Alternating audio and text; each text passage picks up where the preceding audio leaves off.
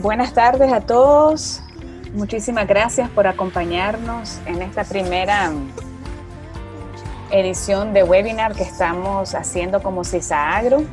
Les quiero agradecer a todos por tomarse unos tiempos de su día para aprender, para que aprendamos mutuamente acerca de los hongos. Esperamos que sea también un tema de mucho interés para todos ustedes y que salgan con información que sea de mucho beneficio para ustedes. Entonces, para las personas que se están conectando ahorita, bienvenidos. Mi nombre es Silvia Borges, gerente de mercadeo. Los estoy acompañando, apoyando detrás de las cámaras y bambalinas a Gema, también, que es nuestra expositora. También estamos con Giovanni Arribas, que es quien nos apoya en la parte de mercadeo. Y para cualquier problema técnico que tengan, pueden escribirnos al chat y con gusto le vamos a ayudar a resolver cualquier problema, inquietud que tienen. Sería bueno que Gema vaya apareciendo para que la vean en persona. Que encienda su cámara, aquí la tenemos. Gracias, Gema, por encender tu camarita. Gracias, Silvia. Buenas tardes a todos. Bueno, Silvia me presentó, pero para los que se acaban de unir, me presento formalmente. Mi nombre es Gema Blandón. Como ya decía Silvia, pues desde hace un par de años, 5 para ser exactos, Silvia, trabajando en CISA-Agro en mucha parte de investigación. Y pues eso es lo que nos ha permitido realmente acumular mucha experiencia en muchos cultivos, muchos datos que consideramos muy valiosos como empresa, pues transmitirlos a ustedes, y esa es la razón del por qué pues decidimos hacer este webinar abierto. Entonces, hoy vamos a hablar un poco sobre el tema de hongos y sobre todo enfocarnos mucho en cómo hacer muy efectivas las aplicaciones de fungicidas. Y bueno, pues vamos a desarrollar una serie de conceptos a lo largo de la reunión. Ya Silvia les explicó un poquito el tema de las preguntas, así que espero que sea de mucho provecho para ustedes. Y pues por acá estamos. Así que Silvia, vos me decís si empezamos o... Sí, ya te voy a dar. Sí, ya voy a dejar de compartir y te cedo ahorita. Ok, perfecto. Bueno, parece que todos nos escuchan bien, según lo que veo en los comentarios. Voy a apagar mi video durante la presentación, pues para que tengamos mejor ancho de banda y la presentación no se pare. Si alguno pues tiene una pregunta, levanta la mano y Silvia se va a encargar, ¿verdad?, de hacérmela o de que haga una pausa pues para atender su duda. Así que una vez más, bienvenidos y pues espero que les guste esta presentación que hemos preparado el día de hoy para ustedes. Entendiendo a los hongos y las claves para un buen manejo de fungicidas. Como saben, pues en toda la agricultura siempre tenemos ciertos dolores de cabeza. El tema de las enfermedades, pues es uno de ellos. Y a veces no le damos suficiente énfasis, o pues todos los que estamos aquí, que estudiamos agronomía o que trabajamos en el agro o que estamos estudiando en la carrera, pues hay muchos conceptos que los vemos mientras estamos estudiando, pero ya en la práctica usualmente pues se nos pasan por alto, lo olvidamos, y ese es el sentido de esta charla, ¿no? Hacer un poco de refrescar un poquito qué son los hongos, de dónde vienen, cómo podemos identificarlos, cómo podemos entenderlos y sobre todo cómo tomar la mejor decisión agronómica en campo para asegurar que nuestras aplicaciones de fungicida pues sean muy efectivas. Así que durante la charla vamos a hablar un poco de eso y al final nos vamos a centrar en algunos puntos que son los que deberíamos de considerar para poder hacer que nuestras aplicaciones pues sean efectivas. ¿Cierto? Bueno, los hongos son seres vivos, al igual que nosotros, al igual que las plantas, al igual que los animales. Si nos regresamos, ¿cierto?, a aquellas clases de ciencias naturales cuando estábamos pequeños o en la secundaria, Esto era este cuadro que están viendo aquí era algo de lo que teníamos que aprendernos a la fuerza, ¿cierto? El tema del reino de los seres vivos. Y hoy pues nos vamos a enfocar en el tema del reino de los hongos como tal. Pero para eso pues remontémonos un poquito más hacia atrás. ¿Cuál es la historia que hay detrás del manejo de enfermedades y principalmente detrás del tema de control de hongos? Y bueno, había una vez, ¿cierto? La agricultura, sus primeros orígenes o los primeros datos que nosotros podemos encontrar datan del año 10.000 antes de Cristo. Y desde entonces, pues el ser humano ha venido practicando la agricultura, porque la agricultura pues es la base también de la alimentación, y en el camino se ha topado siempre con ciertos obstáculos, digámoslo así, como son pues el manejo de enfermedades, el tema de nutrición, el tema de malezas y demás. Pero veamos un poquito de historia. En el año 1200 antes de Cristo ya existían las enfermedades. En el año 1200 antes de Cristo ya en esa civilización se luchaba mucho contra algo que hoy en día conocemos y también luchamos todos en muchos cultivos, que son el tema de las royas. Entonces, en esa época era la era de la superstición, era la era en donde se creía que los cultivos se dañaban porque los dioses se enojaban o se molestaban con el pueblo, y había un dios que se llamaba el dios Rovigo, o el dios de la roya. Y una vez al año, toda esa civilización le hacía una fiesta al dios de la roya para evitar que los cultivos pues tuvieran alguna afectación. Y durante muchos años eso continuó así. En el año 1700, ya hablando pues épocas más recientes, el tema del control y manejo de enfermedades da un giro de 180 grados, porque en esa época o en ese siglo es cuando se inventa el microscopio, inventado por Antonio Leeuwenhoek. Más adelante, ¿verdad? En 1729, un biólogo de apellido Micheli estudia la reproducción de hongos que sembraba sobre rodajas de melón. Es decir, él tomaba las esporas, o lo que en ese momento no había una clasificación, no se sabía que era espora, pero era una estructura del hongo, las ponía sobre una rodaja de melón y al paso del tiempo se daba cuenta de que el hongo volvía a crecer de la misma manera y en la misma forma que como lo cortó sobre esas rodajas.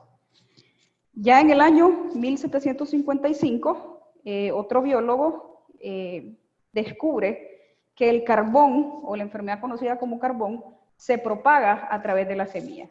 Entonces, en ese momento, ya pues empiezan, digamos, o podemos encontrar nosotros datos, ¿verdad?, de lo que estaba pasando en el control de hongos.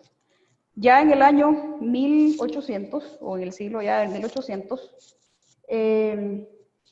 digamos que por primera vez se habla del término curación de semillas. Cuando se descubre en el año 1807 que el sulfato de cobre funciona para curar la semilla y evitar que esta propagación del carbón se ponga o se presente en cultivos nuevos. Ya buscando o acercándose al año 1900, aparecen los famosos postulados de Koch. Creo que esto, como les digo, si lo recuerdan de sus clases de ciencias naturales, esto era algo que había que aprenderse, ciencias naturales o biología. Los postulados de Koch sirven, o en ese momento nos dan o nos abren una puerta a permitir la reproducción de microorganismos bajo condiciones de laboratorio y asimismo poder estudiarlos, tanto para salud humana como pues para la salud vegetal muchos años después.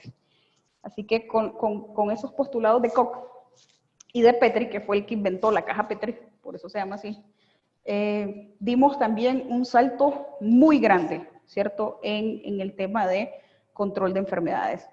En ese siglo, la enfermedad más temida realmente en el mundo era el tizón tardío de la papa, que fue causado por Phytophthora infestan. Entonces, en ese siglo también fue donde se descubrió esta enfermedad y fueron pues de los grandes hitos, ¿cierto?, en el tema de manejo de hongos. Ya cuando nos movemos, pues un poquito más reciente, ¿verdad?, los años 1900, en ese momento empieza el fitomejoramiento de cultivos resistentes a plagas y enfermedades, y por ahí de los años 1960 a 1970 se introducen los primeros fungicidas, en este caso benzimidazoles o las familias de los benzimidazoles y también los triazoles. ¿Y qué nos topamos hoy en día? Bueno, ya en estas doradas épocas podemos empezar a hablar de un tema de resistencia de enfermedades por el uso y abuso, digamos, de estos productos. Hoy en día tenemos muchísimas restricciones de uso.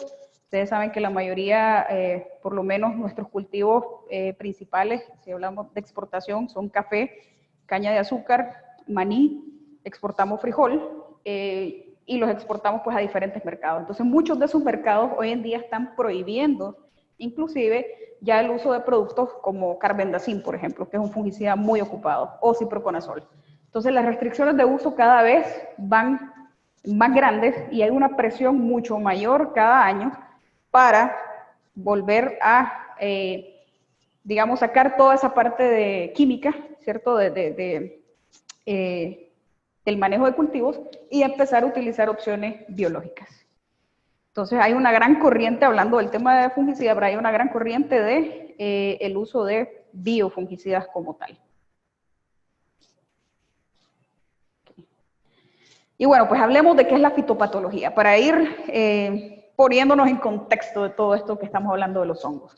La fitopatología es la ciencia que estudia las enfermedades no solamente causadas por hongos, sino causadas pues, por otros microorganismos, que pueden ser bacterias, fitoplasmas, virus, nemátodos, y otra serie de microorganismos. Y estudia pues las alteraciones que se producen en las plantas por exceso o desequilibrio de algunos factores físicos y químicos. Pero la fitopatología como tal tiene diversas ramas, y una de esas ramas es la micología, que es la ciencia que realmente se dedica al estudio de los hongos como tal.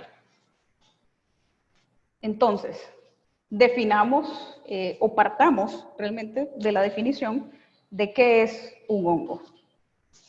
Y en pocas palabras, o para hacerlo breve y no resumir, no extendernos tanto, un hongo son organismos que pueden ser unicelulares o pluricelulares. Son organismos heterótrofos, es decir, que no tienen la capacidad, digamos, de producir sus propios alimentos. Se reproducen por medio de esporas y pueden tener reproducción sexual o asexual, que ya vamos a ver a qué se refiere con eso.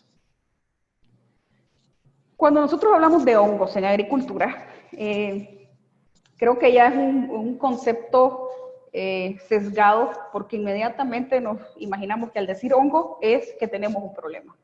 Pero realmente no es así. O sea, no todos los hongos son buenos, pero también no todos los hongos, bueno, son malos. Este tema o el reino de los hongos es tan extenso y tan complejo que, bueno, en esta charla vamos a tratar de definirlo o de resumirlo un poquito, pero precisamente pues esos son los conceptos que vamos a ver.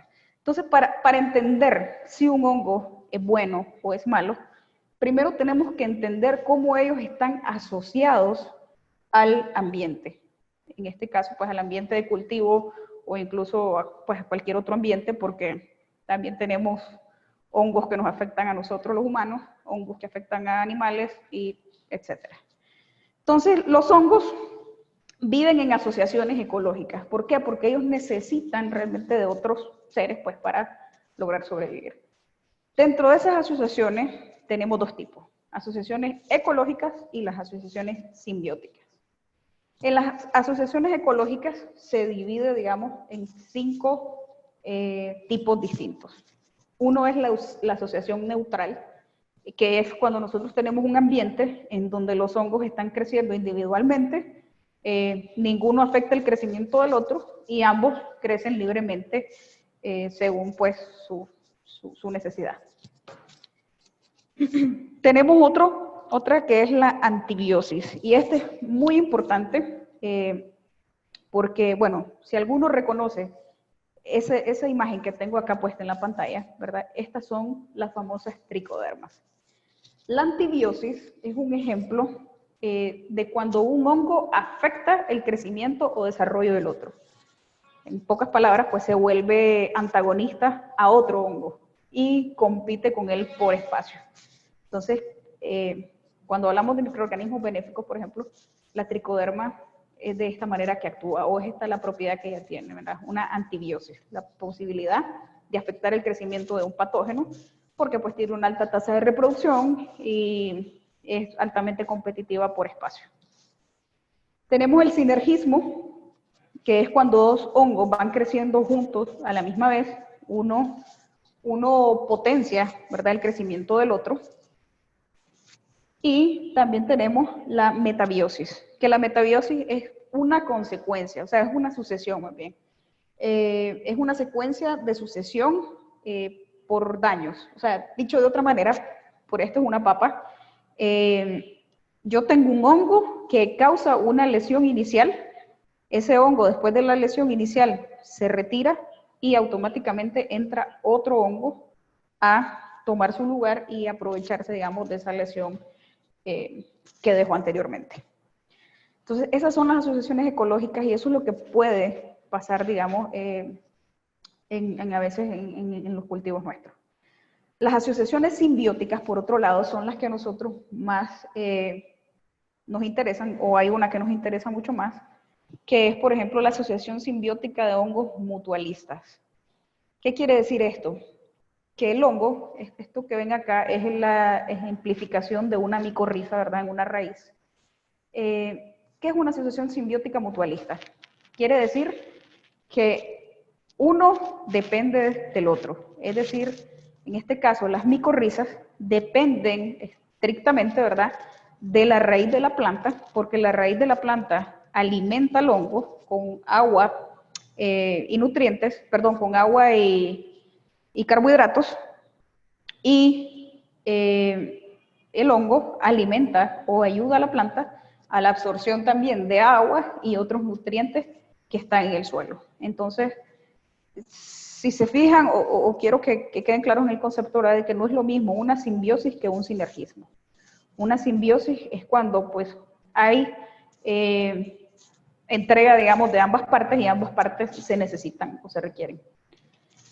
Después tenemos una asociación comensalística. Quizás el mejor ejemplo que les puedo dar acá es el tema de las hormigas, ¿verdad? Que digamos, cuando nosotros vemos las hormigas que llevan ese pedacito de hoja, realmente no es que ellas se alimentan de la hoja. Ese pedacito de hoja en sus colonias, ellas lo llevan para ayudar a crecer un hongo, ¿verdad?, que crece sobre ellas, que finalmente es el alimento de la hormiga.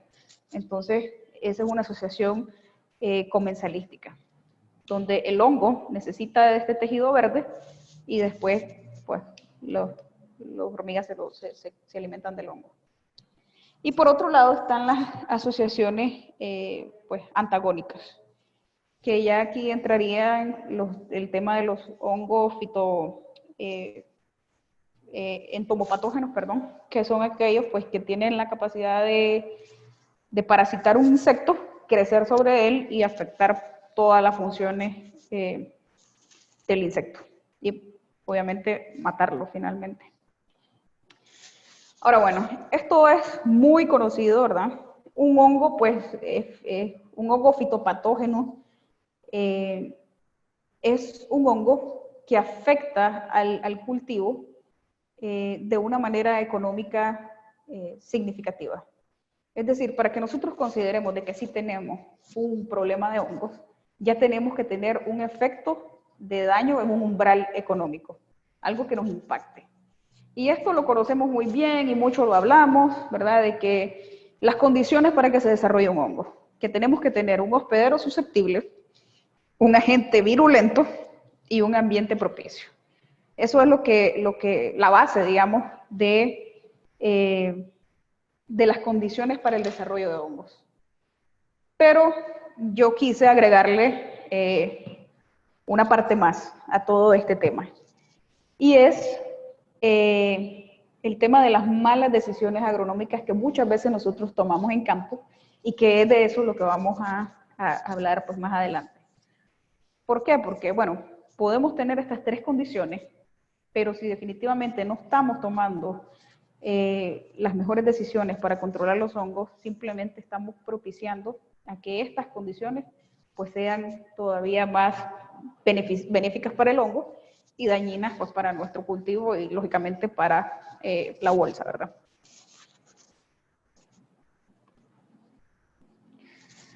Okay, las partes de un hongo. Los hongos tienen muchísimas partes.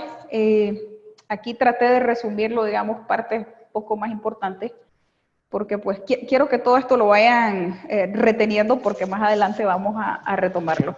Entonces, bueno, los hongos, cuando hablamos de hongos, hablamos de un micelio, que un micelio pues es el cuerpo total del hongo.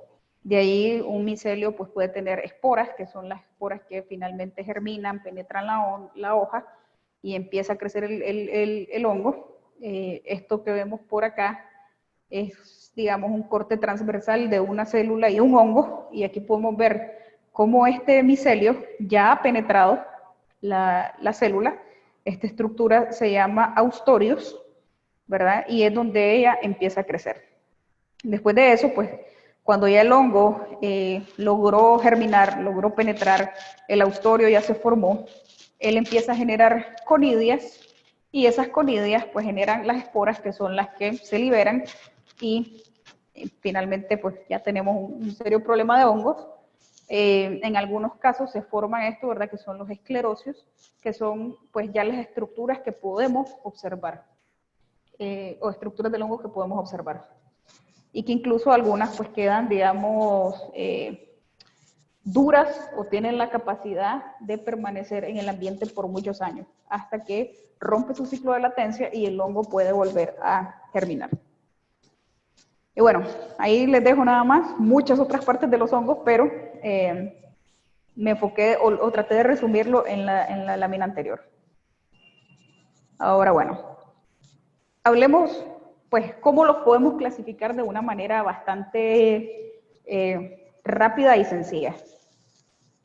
Y esto pues estoy segura también que ya lo han conocido, ¿verdad? Los hongos podemos agruparlos en 4 grandes grupos, valga la redundancia. Los hongos omicetos, basidiomicetos, deuteromicetos y ascomicetos. En cada uno de estas categorías de hongos tenemos hongos muy representativos, que son los que a nosotros nos impactan directamente en los cultivos. Y vamos a dar ejemplos de cada uno de ellos y tratar de diferenciarlos un poquito según sus características. Los hongos omicetos son llamados pseudohongos, y son llamados de esa manera porque en su pared celular, en lugar de estar compuestos por quitina, como están compuestos el resto de los hongos, están compuestos por celulosa. Ellos no tienen septaciones, que son esos como en el gráfico que les enseñé de los micelios, ¿verdad? Que se veían como unas, formado como en pequeñas partes. Entonces los omicetos tienen un cuerpo liso, digamos. Su reproducción es asexual, se reproducen por conidias, y en la parte de reproducción, o sea, su reproducción es sexual y asexual, y en la parte sexual se reproducen por cigosporas. Ejemplos de estos hongos comunes que nos causan bastantes dolores de cabeza, ¿verdad? Tenemos los tizones, algunos tipos de bildio, el mal de Tayuelo, Fitium, y algunos tipos de moho. En los hongos basidiomicetos, digamos que son la estructura más evolucionada. En este tipo de hongos basidiomicetos es donde podemos encontrar los champiñones o el hongo ostra o todos esos hongos comestibles que consumimos. Poseen, digamos, si los vemos al microscopio, una estructura muy similar a una botella. En su pared celular ya encontramos quitinas y su reproducción es sexual. Hongos representativos acá, la roya del café, roya de los cereales o del maní, las puccinias, y algunas pudriciones, que son pues causadas por rizoctonias. Los deuteromicetos se les conocen como hongos imperfectos. ¿Y por qué se les conocen así? Porque, bueno, es por un tema de su reproducción y se considera que los deuteromicetos son una combinación entre hongos basidiomicetos y ascomicetos. Estos hongos, los deuteromicetos, son los hongos de mayor, como dice ahí, patogenicidad para el ser humano. Aquí es donde encontramos los hongos pues, que nos impactan a nosotros de manera más significativa en nuestra salud. Su reproducción es asexual. Y en el tema de los cultivos, aquí es donde encontramos alternarias, botrytis, cercospora, fusarium, filitosporium, mancha angular, ¿verdad? En el caso de frijol. Y en los ascomicetos son el grupo mucho más numeroso de los hongos. ¿Cuál es la ventaja, digamos, de estos hongos sobre el resto? Es que pueden crecer en lugares demasiado diversos. O sea, los ascomicetos pueden crecer hasta en el polo norte, así como pueden crecer en lugares muy húmedos y muy calientes. Entonces, ellos están muy adaptados para reproducirse en ambientes súper variados. Su reproducción es sexual y asexual. Ejemplos de estos hongos: el mildio polvoso, la cigatoca negra en banano o plátano, musáceas, las esclerotinias y las gommosis. Ahora, ¿por qué es importante que nosotros sepamos qué tipo de hongo es el que tenemos, a qué clase pertenece, ¿cierto? ¿A qué grupo pertenece? Es importante saber eso porque los fungicidas también tienen cierta especificidad en el control. Entonces, bueno, esta tabla ustedes la pueden encontrar en internet. Es una tabla bastante completa en donde podemos ver muchísimos ingredientes activos de fungicidas y podemos ver sus controles sobre cada una de estas poblaciones o cada uno de estos grupos de hongos. Entonces les doy un ejemplo también de por qué es importante conocerlo. Cuando nosotros vamos a escoger un fungicida y empezamos a revisar sus modos y mecanismos de acción y de repente nos dicen inhibe o afecta la quitina en la pared celular. Entonces, pues como afecta la quitina en la pared celular, me va a controlar muy bien hongos basidiomicetos, deuteromicetos y ascomicetos. Pero resulta que los omicetos no. ¿Por qué? Porque ellos no tienen quitina, ellos tienen celulosa en su pared celular. Y pasa lo mismo con el resto, ¿verdad? Puede ser que por algún lado yo leí que el ácido salicílico controla hongos. Entonces voy y aplico ácido salicílico para controlar alternaria. Pero eso no me va a funcionar. ¿Por qué? Porque el ácido salicílico trabaja sobre la celulosa de los oomicetos, pero la alternaria no es un oomiceto, sino que tiene quitina en su pared. Entonces, eso es muy importante que nosotros lo tengamos en cuenta para saber o para escoger finalmente cuál es la mejor opción del producto. Ahora, bueno, ¿cómo identificamos un hongo en las plantas? Esta fue una pregunta casualmente que nos llegó antes del webinar y por eso pues quise incluirla. Así que vamos a tratar de darles algunos insumos, digamos, de cómo podemos identificarlo. Siempre la mejor manera de identificar una enfermedad, pues cuando no sabemos qué es, porque no conocemos todavía sus síntomas ni sus signos, lo que deberíamos hacer pues es tomar una muestra de ese tejido o de ese suelo o de esa fruta y enviarla a analizar a un laboratorio. Pero en la mayor parte de los casos no podemos hacer eso, ¿verdad? Así que ahí nos pregunta ese doctor, ¿Are you ready to become a plant doctor? ¿Están listos para convertirse en un doctor de las plantas? Y si la respuesta es sí, entonces estas son algunas de las cosas que nosotros tenemos que empezar a considerar. Primero tenemos que diferenciar que existen síntomas, pero también existen signos. Un síntoma es una manifestación externa de la enfermedad que nosotros podemos percibir, que ya podemos apreciar. Y ahí podemos ir identificando si ese síntoma pertenece a una enfermedad o si es un síntoma que pertenece, por ejemplo, a que llegó un ratón y mordió el tallo de la caña, por ejemplo. Entonces tenemos que poner mucha atención. Generalmente, en el tema de los hongos, lo primero que vamos a encontrar son estas lesiones en la hoja, ciertas lesiones parecidas a estas. Un tejido necrótico o clorótico, y en algunos casos también vamos a encontrar este tipo de atrofias en el tejido. Por otro lado, los signos ya son los síntomas visibles de ver que hay un agente causal. Por ejemplo, la roya del café o la roya del maní, que son, ya son cultivos, digamos, donde cuando la enfermedad ya está esporulando, fácilmente podemos ver cómo desprenden, en el caso de la roya, ¿verdad? Un polvillo, una especie de polvillo como marrón o naranja. Entonces ya podemos apreciar de que está ese agente causal, ya lo podemos identificar y ya podemos atacar. Entonces esa es la diferencia entre signo y síntoma, pero tenemos nosotros primero que ir conociendo o percibiendo esas diferencias. Ahora, esto también nos lo habían hecho de pregunta, ¿cómo diferenciamos un virus de una bacteria en la planta? Y como les digo, es bastante complejo pues hacerlo sin una base científica, pero si estamos en campo, estas son algunas de las cosas que nosotros podemos empezar a ver y a valorar en la planta.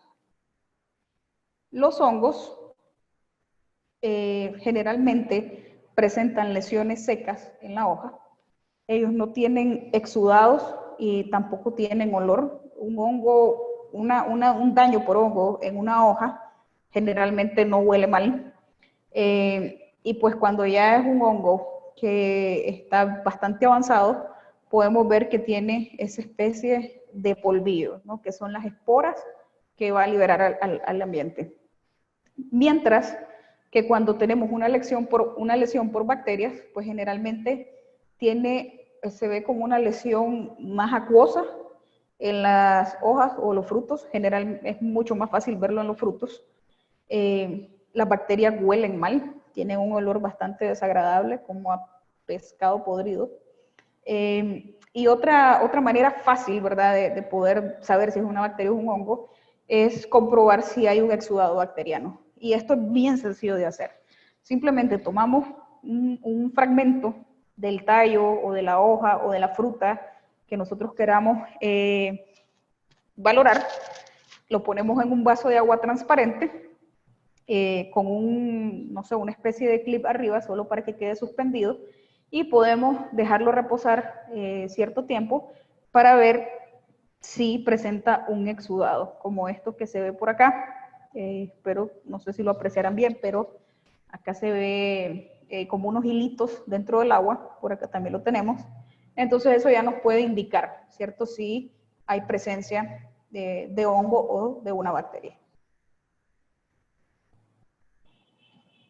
Y bueno, esto de los signos y síntomas es bien importante que nosotros pues empecemos a estudiarlo más, sobre todo porque hay un sinnúmero de signos y síntomas que pueden ser similares. Entonces nosotros a veces tenemos, solo para que se den una idea, pues tenemos estos síntomas causados por hongos, tenemos síntomas causados por bacterias, tenemos otros por virus, por herbicidas, por insectos y ácaros.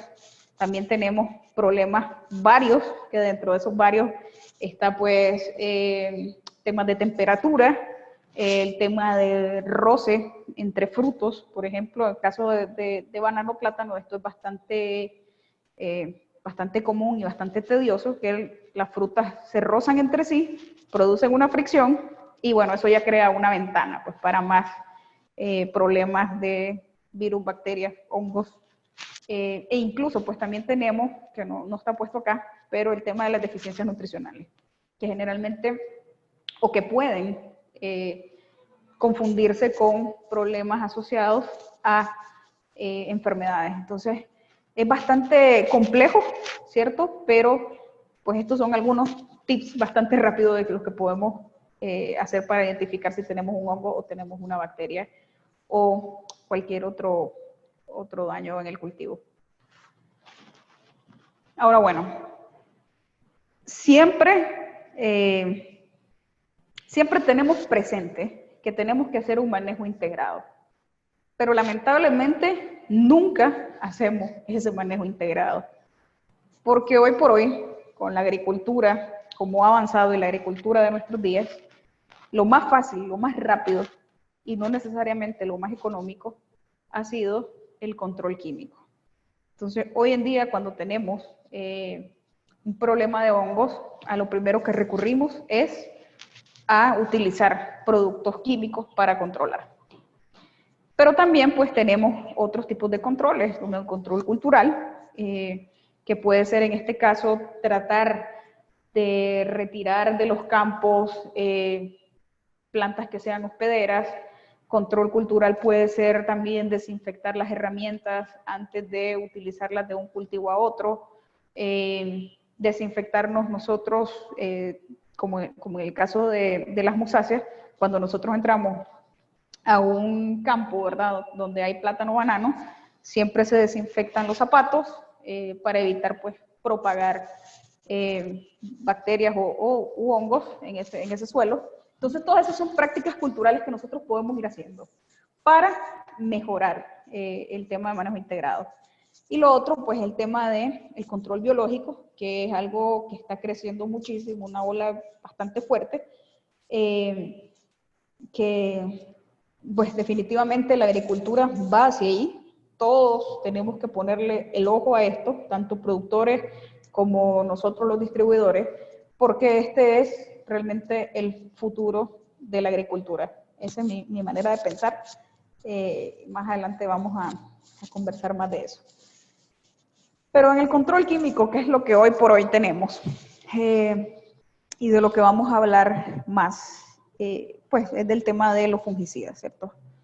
Hemos estado recurriendo a utilizar fungicidas para controlar hongos y bueno, hay toda una ciencia detrás de esto, ¿no? ¿Qué es importante que nosotros tengamos en cuenta antes de usar fungicidas también? Es que debemos de buscar cómo mejorar las defensas naturales de la planta. Las plantas per se, ellas tienen diferentes mecanismos de resistencia. Entonces, veamos un ejemplo actual de lo que estamos viviendo nosotros con esta crisis, ¿verdad?, con esta situación de pandemia. Si nosotros tenemos un sistema inmunológico bastante bajo y el coronavirus llega a nosotros, obviamente la vamos a pasar mal y en el peor de los casos, pues podemos hasta fallecer. Lo mismo le pasa a la planta con el tema de enfermedades. Y con enfermedades, pues incluyo todo, ¿cierto? Virus, hongos, bacterias, hasta los nematodos.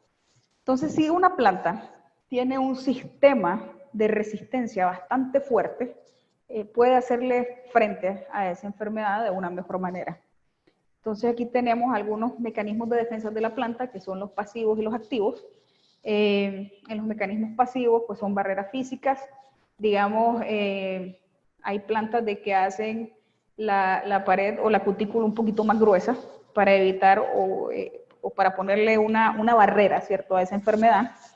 Y a eso se refiere como un mecanismo pasivo. Por otro lado, los mecanismos activos hay de tres tipos: la resistencia local adquirida en la planta, la resistencia sistémica adquirida y la resistencia sistémica inducida. ¿Cómo nosotros podemos, desde nuestras posibilidades, digamos, ayudar a la planta a activar esas defensas?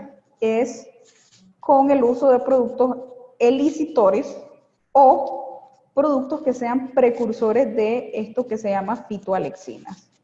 Las fitoalexinas en la planta son las que le dan la señal para activar sus defensas. Entonces son las fitoalexinas las que nos hacen incrementar, ¿cierto?, esta respuesta sistémica adquirida. ¿Cómo podemos mejorar eso? Bueno, generalmente hablamos del uso de fosfitos de potasio. Así que solo les hago un comercial cortito acá de este producto, ¿verdad? Un fosfito de potasio, que es pues una excelente opción para activar las defensas de la planta. Y fosfitos de potasio hay muchísimos en el mercado, estamos inundados de fosfitos, pero hay que saber escoger cuáles son las mejores opciones, ¿no?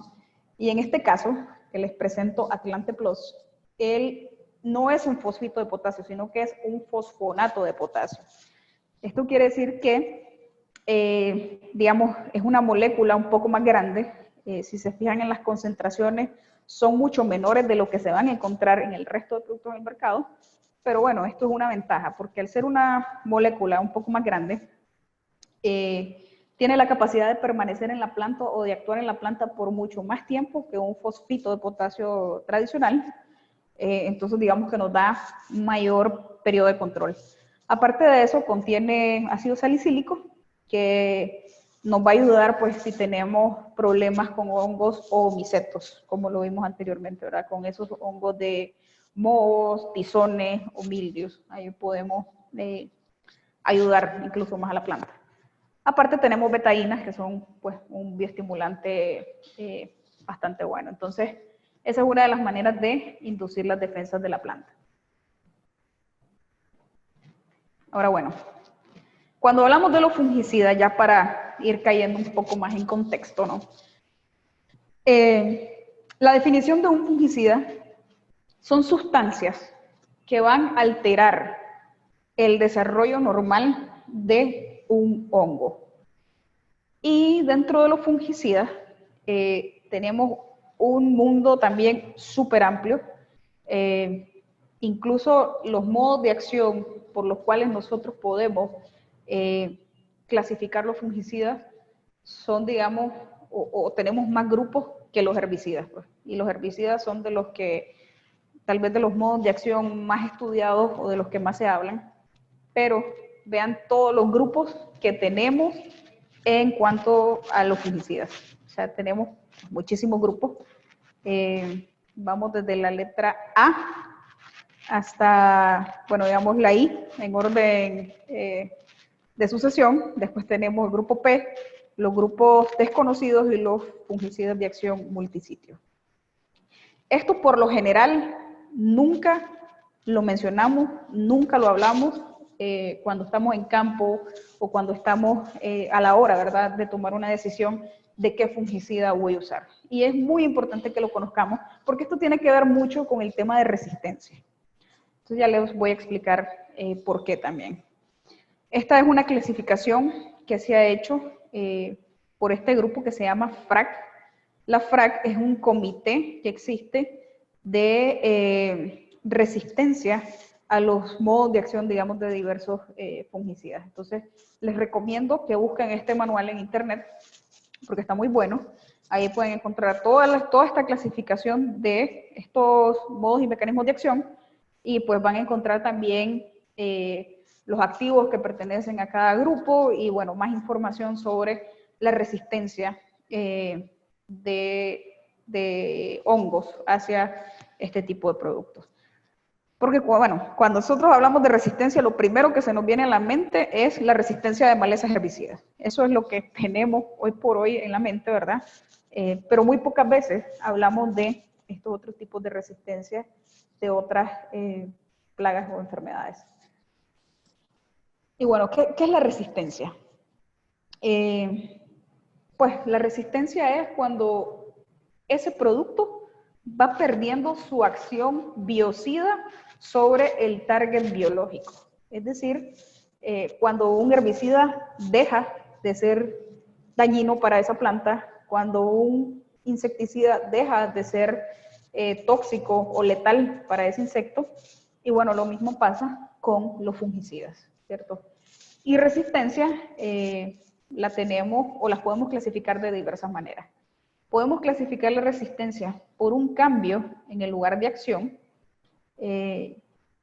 porque, digamos, es bastante fácil para un hongo cambiar un aminoácido por otro y entonces ya el fungicida deja de trabajar. Pero también hay una resistencia por cambios en la estructura. Hay hongos que quizás con el paso del tiempo ya van creando esa resistencia estructuralmente o fisiológicamente, digamos, que puede hacer que su pared celular se vuelva más gruesa, entonces bloquea, ¿verdad?, la absorción de ese producto. Puede ser de que el hongo agarre el producto, pero lo pueda sintetizar y lo pueda enviar a un espacio de su célula donde quede atrapado, donde se vuelve inerte, donde no pueda funcionar, o simplemente lo metaboliza. El herbicida, el fungicida pasa por el hongo, él lo interpreta como una sustancia benéfica, podría ser en algunos casos, y luego lo depura. Y el hongo sigue su vida feliz. Por otro lado, ya si nos vamos a un tema más técnico, digamos, y si escarbamos un poquito más qué pasa atrás de todos esos mecanismos de resistencia, encontramos el concepto de la resistencia cruzada. Que la resistencia cruzada es cuando ya un hongo se ha vuelto resistente a diversos sitios de acción del mismo modo de acción. Ahorita les explico con una gráfica mejor cómo es eso del sitio y el modo de acción. Y la resistencia múltiple es cuando se vuelve resistente a muchos modos de acción distintos. Y ahí entra un concepto que se llama la presión de selección. Y esta presión de selección es un concepto que aplica no solo para fungicidas, sino que aplica para todos los productos de protección de cultivos. Y básicamente es, bueno, el fungicida no se va a complicar la vida. Él va a matar lo que pueda matar y lo que no va a sobrevivir. Y entonces ahí viene un tema de la heredabilidad genética del hongo, en donde pues ese hongo que resistió a ese fungicida va a reproducirse, él va a esporular, va a liberar las esporas, esas esporas van a germinar y ya tienen, ¿verdad?, esa herencia genética de ser resistente. Entonces vean, como les digo, para el hongo es muy fácil crear una resistencia. Con un simple cambio de aminoácidos en la estructura, ellos ya se pueden volver resistentes. Aquí un ejemplo, ¿verdad? En la posición del gen 143A, cambia glicina por alanina y ya tenemos un hongo resistente. O cambia fenilalanina por leucina y ya se vuelve resistente. Entonces, este tema de resistencia, pues, abarca muchísimas cosas. Tanto, pues, el tema del patógeno, ¿verdad? Cuando ahí realmente no hay mucho que podamos hacer si ya un hongo tiene esa resistencia, va a seguirla heredando, pero si nosotros podemos incidir en el fungicida que utilizamos o cómo lo utilizamos, y también podemos incidir mucho en el manejo agronómico que estamos dando en ese cultivo, que son parte de los tips que necesitamos saber y conocer para esto. Entonces aquí les quiero explicar un poco mejor todo esto del sitio y modo de acción, ¿verdad? El modo de acción de un PPC, que es Producto de Protección de Cultivo, es el proceso que interviene en el hongo, en este caso, o en la planta, si estuviéramos hablando de un herbicida, o en el insecto. Entonces, cuando nosotros agarramos una ficha técnica de un fungicida, leemos que dice inhibe la respiración, ¿cierto? Es el proceso metabólico específico que inhibe. Pero el sitio de acción es el lugar, digamos, más puntual o más pequeñito en donde ese producto trabaja. Entonces, acá tenemos un ejemplo que este grupo, digamos, de los C3 inhibe o trabaja en el citocromo, ¿verdad?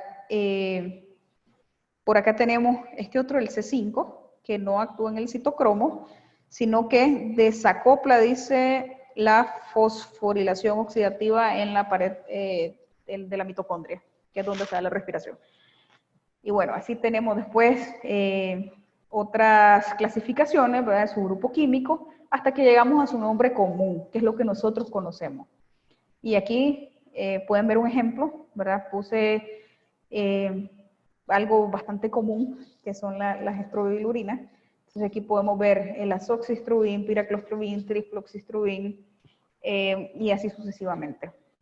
Entonces cuando nosotros llegamos, ¿verdad?, donde un cliente, cuando nosotros queremos hacer o asesorar a una persona, nosotros le decimos generalmente, mire, tiene que rotar moléculas.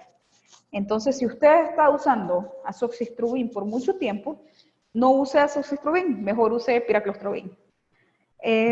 No es una recomendación errada, pero a largo plazo es algo que deberíamos de cambiar. ¿Por qué? Porque azoxi y piraclostrobin comparten el mismo sitio de acción. Entonces, eventualmente, el hongo va a desarrollar su resistencia. Y después, bueno, decimos, ok, no usemos estas estrobilurinas que tienen este mismo sitio de acción, sino que mejor usemos flutalonil, porque flutalonil comparte otro sitio de acción distinto. Y está muy bien hacer esa práctica, ¿verdad? Porque pues estamos rotando el sitio de acción. Pero, como vuelvo y repito, si empezamos a utilizar solo flutalonil, después no vamos a tener resistencia solo a ese sitio de acción, sino que vamos a tener resistencia a todo el grupo de fungicidas que inhiben la respiración en el hongo. Entonces no es simplemente decir rotemos la molécula, ¿cierto? Es rotar los sitios de acción y también rotar los modos de acción. Y como ya vimos, modos de acción existen un montón de distintos. Aquí está otro ejemplo, ¿verdad? Con los triazoles, que igual los estrobilurinas y triazoles quizás son las mezclas más comunes que vamos a encontrar nosotros en el mercado. Entonces aquí les dejo el otro ejemplo, ¿verdad? La mayoría de los triazoles que hoy por hoy tenemos disponibles, ellos inhiben la síntesis de ergosterol en las membranas, pero pues tenemos otro grupo de fungicidas que inhiben el mismo modo de acción, aunque se diferencien en sus sitios de acción. Entonces, esa es la gran diferencia, digamos, entre modo de acción, sitio de acción y también el tema de rotar moléculas, que hay que tener, pues, de ahora en adelante, ¿verdad? Mucho cuidado cuando digamos, voy a rotar moléculas. Porque como les digo, no es solo rotar la molécula, hay que rotar estos otros conceptos también. Si se fijan en esta tabla, ¿verdad? Tienen este código, que se llama código FRAC. Este código de la FRAC es un código que ellos han diseñado para evaluar el riesgo de resistencia de ciertos fungicidas, siendo 9 el riesgo de resistencia más alto, o bueno, entre más alto el número, más grande es el riesgo de resistencia. Esto, como les digo, lo pueden buscar en ese documento que les mostré al inicio. Ahí pueden encontrar más información. Entonces aquí podemos clasificar, por ejemplo, como para enfermedades como hongos, ¿verdad? Como botritis o Phytophthora infestans, el riesgo de usar benzimidazoles, por ejemplo, es bastante alto. Y así pues podemos ir clasificando diversos hongos y diversos fungicidas pues según su riesgo. Ahora, cuando nosotros igual vamos a hacer un control de hongos, a veces nos parece caro, ¿cierto? Hacer la dosis que recomienda la etiqueta del producto o que recomienda la ficha técnica. Y esto yo quiero que lo tengan muy presente porque al final tenemos que respetar esa dosis que la casa comercial o que el fabricante está recomendando. Porque después cuando nosotros hacemos o variamos un poquito la dosis, la bajamos por un tema de costo o porque estoy usando el mismo producto, o perdón, los mismos ingredientes activos con otro nombre y lo está usando a esta dosis, entonces voy a usar el tuyo igual, eso no es lo correcto. ¿Por qué? Porque al momento de existir un problema en el control, que no tengamos un control de esa enfermedad, ni la casa comercial ni el fabricante van a responder por esa pérdida si no se respetó la dosis que se recomendó. Entonces aquí esta es la relación teórica ideal, ¿cierto?, entre los fungicidas y el rendimiento de un cultivo. Y este gráfico se lee de acá hacia arriba, y aquí dice pues que si una dosis, digamos, de fungicida se respeta, el índice de severidad de la enfermedad va a bajar. Cuando el índice de severidad baja, el área verde en la planta aumenta, como aumentó el área verde, pues puede tener mayor absorción de luz, tiene más área fotosintética, va a producir mejor materia seca, o materia verde, pues en total, y el rendimiento, por ende, va a ser mejor. Entonces, hay que respetar esas dosis para que podamos tener, ¿verdad?, un correcto uso de los fungicidas. Ahora, bueno, hablemos de otra clasificación que es muchísimo más común, que es lo que siempre hablamos o nos encontramos en campo, que decimos, este es un fungicida de contacto, un sistémico, translaminar, o mesostémico, que pues mesostémico es algo de lo que quizás menos se habla o menos se conoce. Explicado de una manera más sencilla, un fungicida de contacto es aquel que cuando nosotros lo aplicamos, se queda afuera de la hoja, ¿verdad? Él no entra ni penetra la cutícula de la hoja, como pueden ver en este gráfico, se queda ahí afuera. Un fungicida sistémico es el fungicida que penetra la cutícula de la hoja y tiene la capacidad de llegar hasta los haces vasculares, xilema o floema, principalmente xilema. Y él se mueve, ¿verdad?, del punto donde llega hacia los extremos en la planta. Un producto mesostémico es solo fungicidas que tienen control en su fase gaseosa, que pues no todos los fungicidas tienen esta propiedad, pero sí algunos, digamos, que después de haberse aplicado, se convierten en una especie de gas o de vapor y empiezan a hacer efecto en la planta de esa manera. Y un fungicida translaminar es el que sí penetra la hoja, pero no entra xilema ni floema, sino que se almacena o se distribuye entre los espacios intercelulares que hay en la planta, o en la hoja en este caso. Por otro lado, también es muy común que nosotros escuchemos decir, este fungicida es preventivo, es erradicante, es antiestrulante, o sea, ¿qué significan esos conceptos? Entonces veámoslo acá, de esta manera. Imagínense que esto, pues, obviamente es una hoja, y acá está empezando a llegar o a atacar un hongo. Cuando la espora llega, y esa espora aterriza, ella va a germinar. Cuando ella germina, si se acuerdan, ¿verdad?, de las slides anteriores, genera este austorio, que es el que va penetrando la hoja, penetra esos espacios intercelulares, luego ya se forma un micelio, que el micelio es el cuerpo del hongo, se forman más austorios, penetra, llega hasta el centro de la célula, él ya pasa a una fase reproductiva, hace su formación de pústulas y finalmente hace su esporulación y se libera y este ciclo vuelve a comenzar otra vez.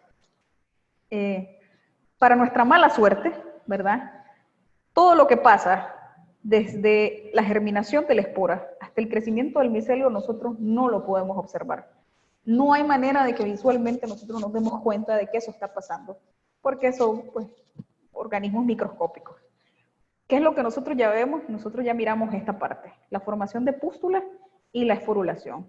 Y a veces ya es demasiado tarde, ¿verdad?, cuando llegamos hasta este punto.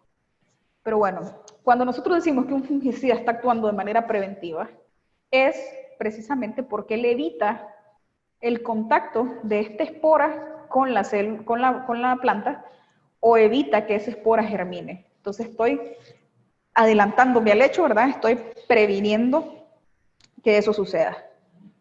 Un fungicida curativo es cuando yo ya tengo ese hongo que ha penetrado, ya tengo ese crecimiento micelial en la cutícula, entonces en ese momento yo necesito ponerle un stop, o sea, necesito mandar algo, un apagafuego, como decimos. Y ahí hablamos de que entonces un fungicida se vuelve curativo. Cuando ya tenemos estas dos partes, que es lo que yo les digo, es lo que podemos apreciar visualmente y lo que no queremos, ya que esté, ya no queremos ver eso, entonces es cuando hablamos de un fungicida erradicante o un antiesporulante, que es lo que vamos a aplicar y nos va a permitir ver dentro de una semana o 15 días que volvamos a revisar el campo, vamos a ver ya la lesión seca en la hoja. Entonces, esta es otra manera, ¿verdad?, de cómo clasificarlos y cómo utilizarlos en el momento adecuado. Las mezclas de los triazoles más las estrobilurinas, les decía anteriormente, son de las que más vamos a encontrar en el mercado porque pues funcionan de esta manera, ¿cierto? Nos dan controles preventivos y curativos, mientras que los triazoles son mucho más fuertes ya para erradicar y evitar esporulación. Entonces, ahí tenemos, ¿verdad?, esas combinaciones que son las más comunes que podemos encontrar y que en realidad pues ayudan un montón.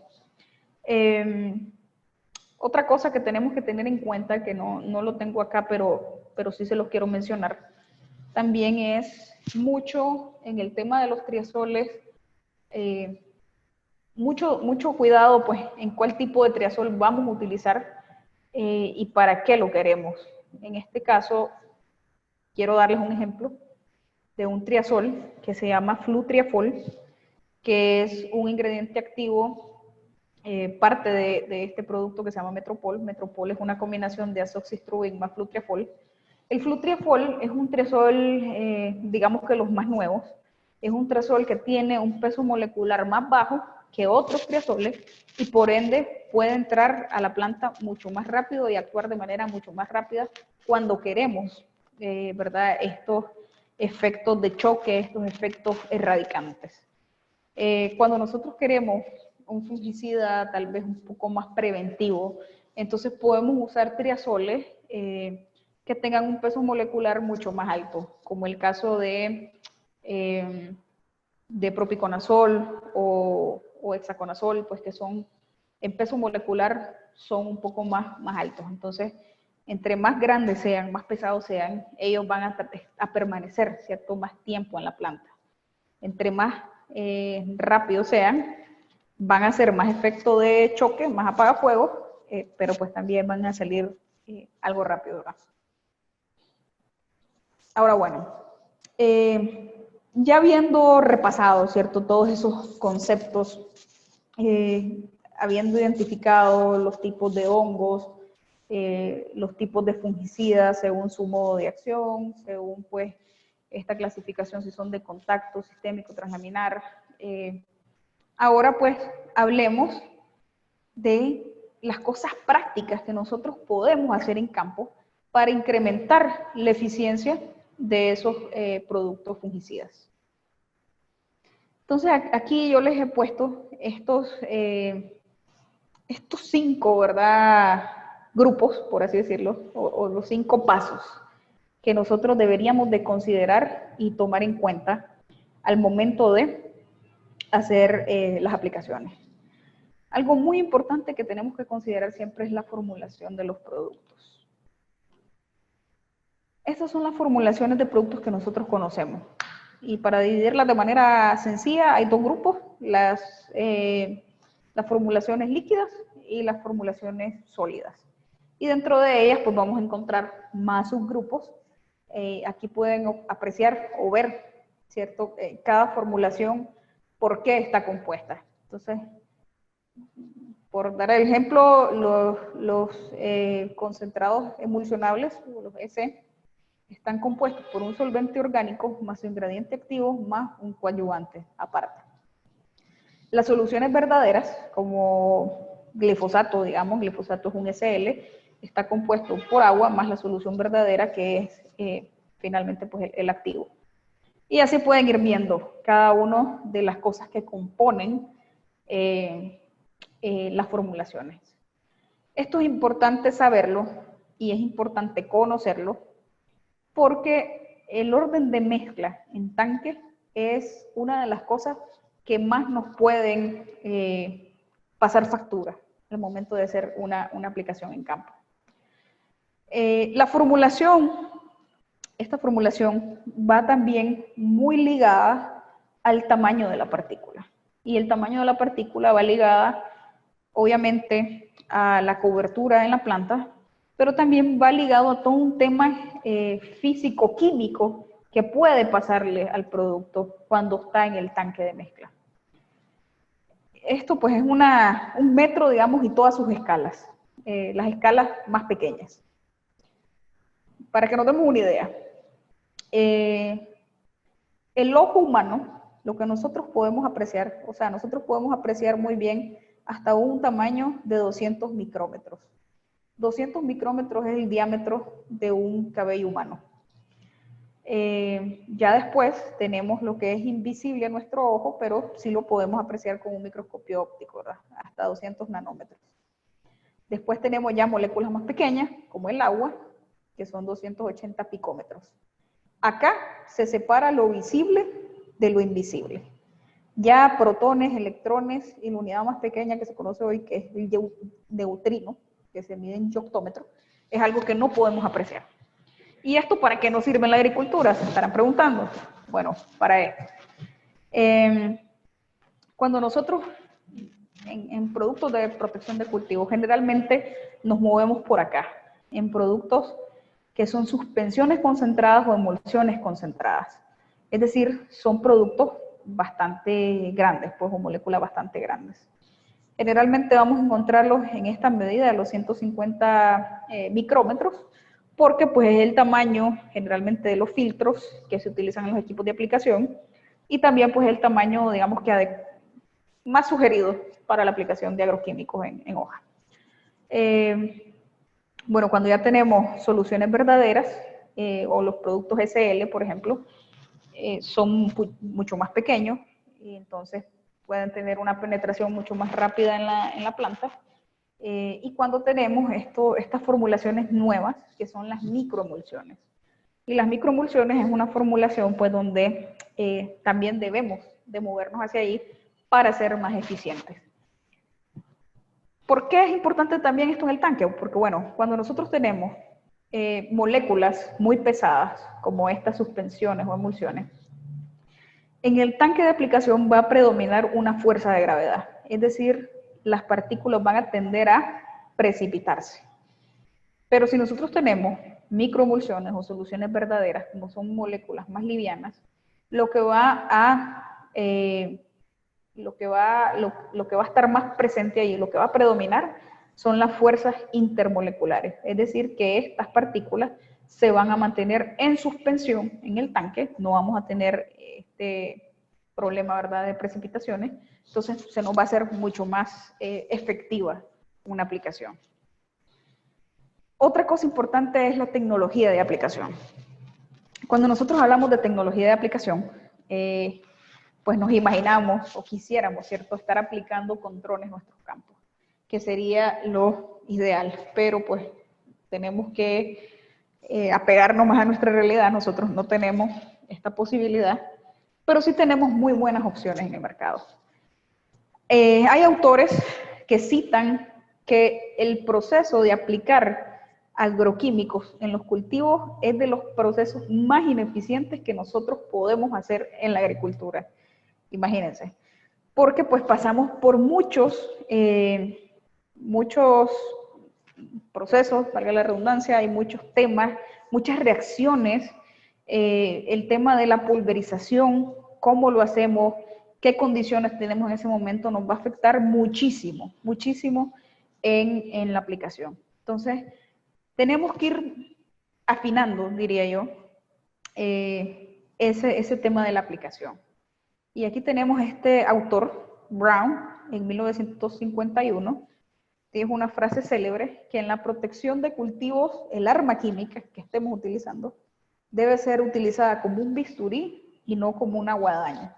Es decir, ir con ojo o con mira telescópica al problema y hacer una muy buena aplicación utilizando pues una tecnología de aplicación adecuada.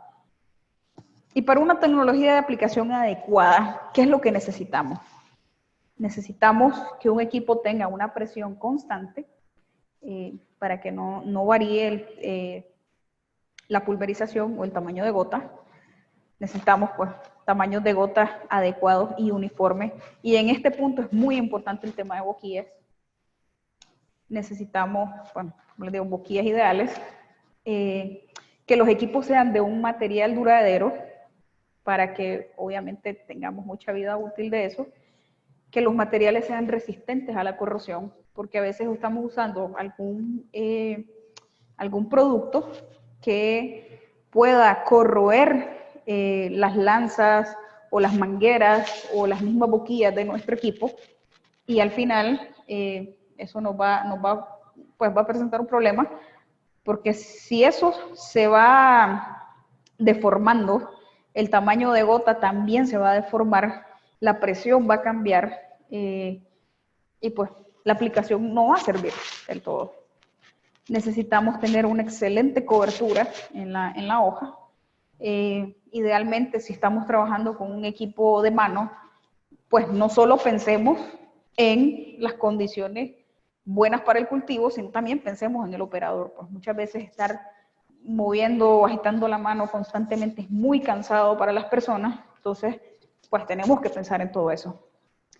Y también, como estamos hablando de ir con ojo y mira telescópica, pues buscar cómo hacer más eficiente el uso de agua y también el uso del producto.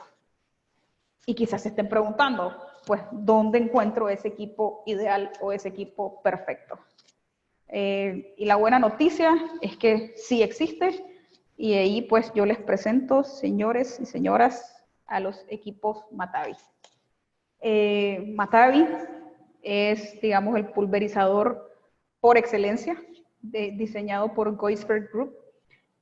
Matavi tiene algo excepcional, que es un regulador de presión. Esto no lo van a encontrar en ningún otro equipo de aplicación manual, excepto pues en los que son fabricados por Geusberg, en este caso en Matavi.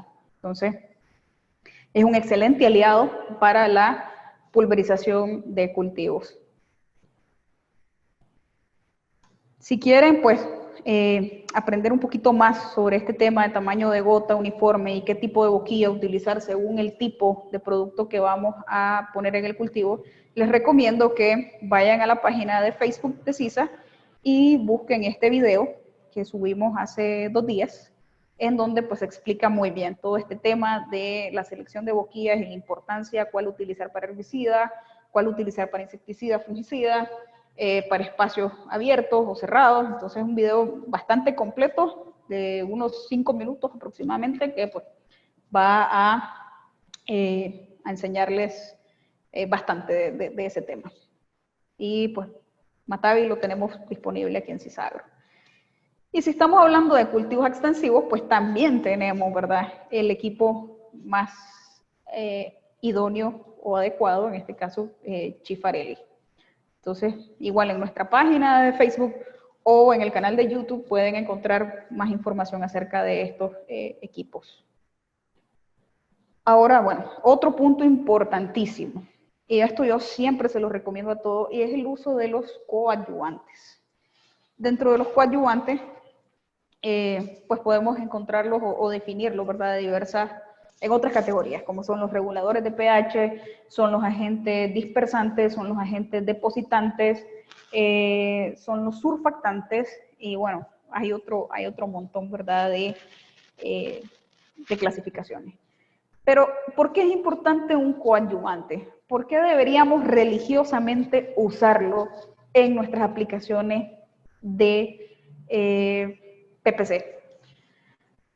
Esta es imagínense, ¿no?, una hoja. El corte de una hoja transversal. Tenemos una cutícula, hay una capa de pectina, hay una pared primaria, secundaria, membrana plasmática y hasta el final está el citoplasma. ¿Qué pasa? Toda esta cutícula, ¿verdad?, de la planta está formada por grasas. Las grasas, pues, son altamente hidrofóbicas. Entonces, cuando nosotros estamos haciendo una aplicación, no aplicamos, pues, en la mayor parte de los casos, en algunos sí, en otros no, utilizamos agua, ¿cierto? En las aplicaciones que hacemos para fungicidas en banano plátano, sí utilizamos algunos coadyuvantes más fuertes de aceite, pues para favorecer este tema de la penetración. Pero el en el 95-99% de nuestras aplicaciones, el vehículo universal que utilizamos es el agua. Y si la capa está compuesta, la capa de la hoja está compuesta por cera o por grasas, y nosotros estamos utilizando agua, esta capa de la hoja es altamente hidrofóbica. Es decir, que todas las gotas de agua que caigan ahí, inmediatamente la planta las va a repeler, ¿cierto? Y es ahí donde nosotros vemos, pues que si nosotros aplicamos en la hoja de una planta, inmediatamente las gotas empiezan a chorrear, ¿verdad? Empiezan a caerse. Si aplicamos agua en una hoja de papel, ¿qué es lo que vemos? Que todo se moja, porque no es hidrofóbica. Entonces necesitamos utilizar productos o poner en nuestro tanque de mezcla productos que nos faciliten esa penetración, porque vean todas las barreras que tiene que pasar el producto para entrar a la planta.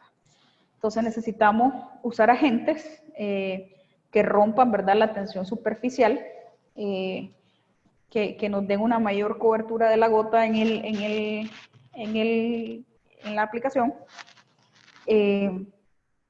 Y también necesitamos usar humectantes. Humectantes si estamos usando, por ejemplo, productos sólidos, ¿cierto?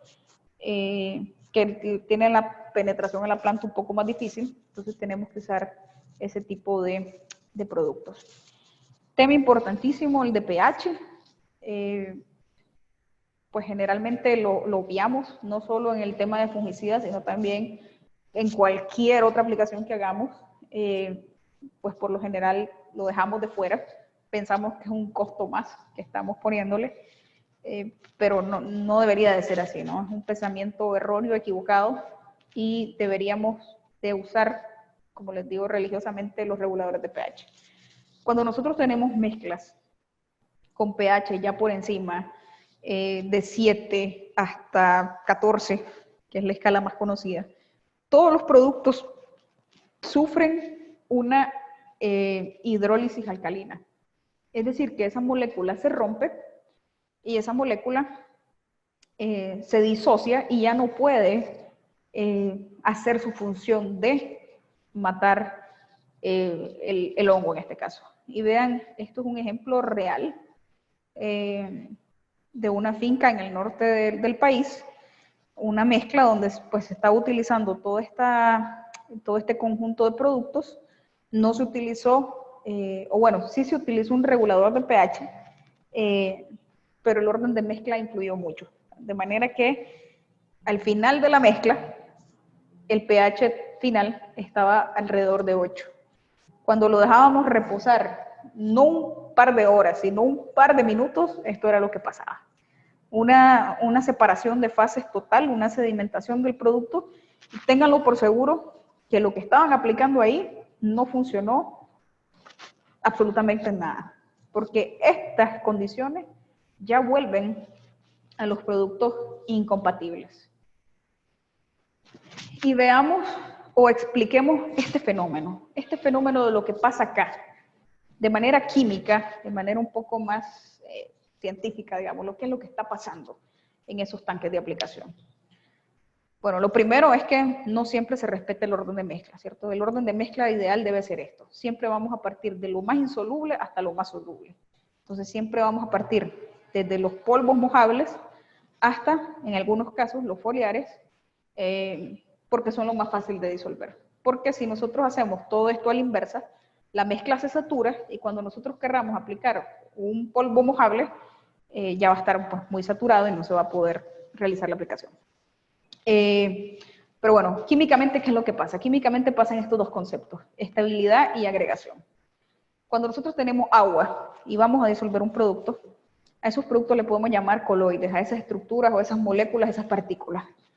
Los coloides generalmente tienen esa carga negativa y aquí entra en juego la carga de, o el concepto de los imanes, ¿cierto? Los polos iguales se repelen y los opuestos se atraen. Entonces, cuando yo tengo un solo producto, o lo que prevalece aquí son las fuerzas de repulsión. Entonces voy a tener los productos alejados y la mezcla va a estar estable. Y esto puede ser un ejemplo perfecto, ¿verdad? Si solo agarramos un clorotalonil y lo disolvemos en agua y eso voy a ir a aplicar. Pero en la realidad no hacemos eso. En la realidad hacemos mezclas con muchas más otras cosas, porque pues tenemos que aprovechar el costo de oportunidad de labor. Entonces, en la realidad, nosotros mezclamos 2 hasta 3 tipos de fungicida, nosotros mezclamos productos foliares, 3 o 4 foliares, le ponemos aminoácidos por si acaso, le echamos algas marinas, le echamos otro montón de cosas. Entonces, todas esas cosas adicionales, ¿verdad? Lo que hacen es crear una atmósfera más positiva alrededor de ese coloide. Y entonces, ahora sí, principio de los imanes, opuestos se atraen. Cuando los coloides tienen esa atmósfera positiva y esas cargas negativas, lo que ellos van a hacer es atraerse entre sí. Va a predominar una fuerza de atracción. Si esos coloides se atraen, la masa la masa molecular, digamos, de ese soluto, de esa solución, aumenta. Y cuando esa masa aumenta, la mezcla se precipita. Entonces, ahí es donde nosotros tenemos el problema. Y eso es lo que pasa en un tanque, ¿verdad? Ya químicamente hablando. Por otro lado, existe esto que se llama la serie de Hofmeyr. Esta serie, pues, indica la estabilidad de los cationes en mezcla. De manera que entre más, digamos, nos acercamos hacia la izquierda, esos cationes son más inestables, y hacia la derecha, pues, son un poco más estables. Pero en caso de fungicida, muchas veces nosotros hacemos mezclas con potasio. Y aquí pueden ver cómo está como, pues, en el medio, digamos, de los más inestables. Por otro lado, hay aguas en donde no usamos ni regulador de pH y tampoco usamos regulador de dureza. Y las aguas duras tienen por lo general altos contenidos de calcio, magnesio y a veces sodio. Entonces, todo eso es un combo perfecto para que nuestra mezcla no funcione. Okay. Ahora, si nosotros pues realmente necesitamos aprovechar esa oportunidad de labor porque tenemos que aplicar, no podemos estar alterando los costos, es entonces donde tenemos que usar los coadyuvantes que lo que nos permitan sea separar esos coloides sin que las mezclas se precipiten y pues que la aplicación finalmente sea exitosa. Entonces ahí es donde nosotros utilizamos este tipo de coadyuvantes que lo que hacen es tener una cabeza polar y una cabeza apolar, digamos, para que estos coloides se repelan entre sí, pero que no pierdan su efectividad. Entonces, finalmente puedan hacer, pues, de manera muy bien su función. Un error que yo he visto en muchos lugares, en muchas fincas, es cuando dicen, bueno, voy a regular el pH y voy a usar ácido acético.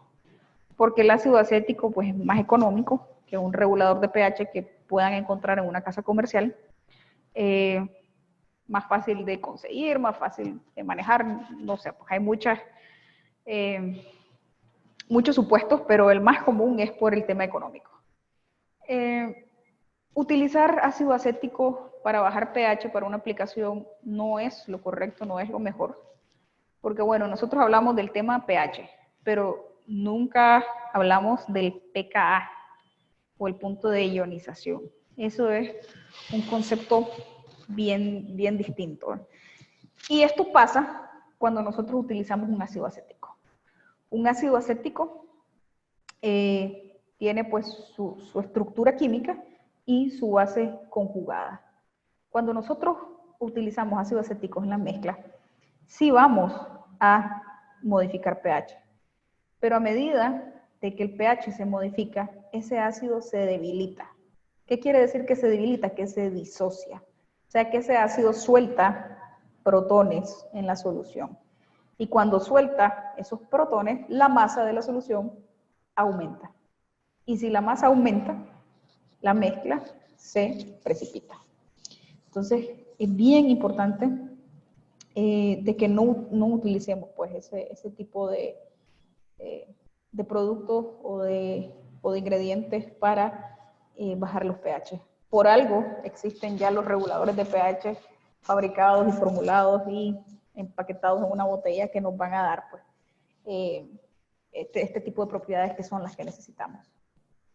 Entonces, señores, en conclusión, pues de todo lo que hemos hablado, ¿verdad? Las claves para un correcto manejo de hongos son primeramente una correcta identificación del agente causal, que ya vimos pues algunas maneras, ¿verdad?, de cómo podemos identificarlos. Una adecuada selección de las moléculas, de todo lo que hemos venido hablando, de cómo utilizarlos, usando una tecnología de aplicación adecuada y aplicando pues todos estos conceptos de estabilidad y agregación en la mezcla.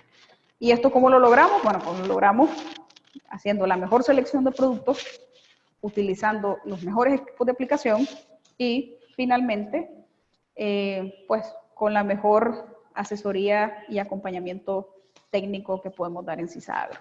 Así que con eso yo termino mi presentación y vamos a tema de preguntas y respuestas. Muchas gracias. Muchas gracias, Gemma. Aquí tengo una pregunta de Álvaro Espino. Nos pregunta, ¿a qué cantidad de moléculas podemos volver a aplicar la inicial? No entendí la pregunta, francamente. Sí, tal vez el señor, a Álvaro Espino, le voy a activar el audio para que nos haga la pregunta.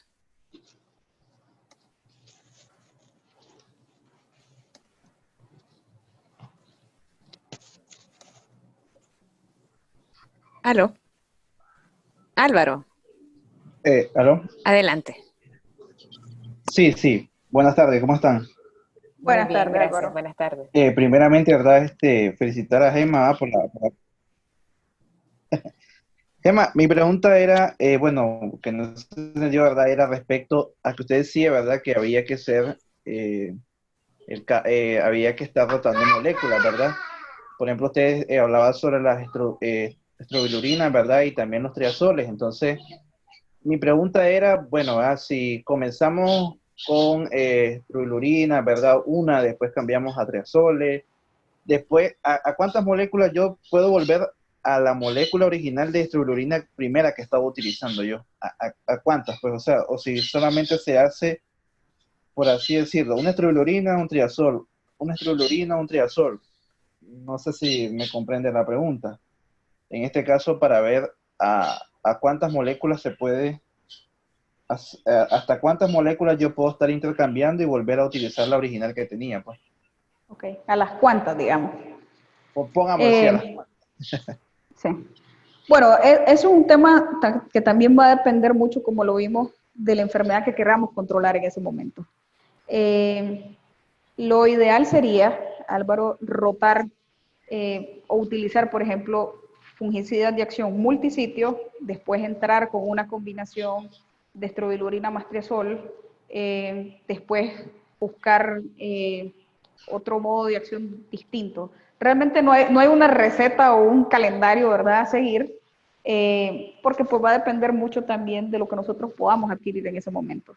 Esto es algo que hay que estar pues bien consciente, ¿no? Lo ideal sería, como les digo, tener muchísimas opciones de muchos sitios de acción y modos de acción, pero incluso el mercado de Nicaragua es limitado en ese sentido, no tenemos muchas opciones. Así que eso va a depender, diría yo, más que todo de lo que nosotros podamos adquirir y de lo que podamos pues costear y tener a la mano la opción.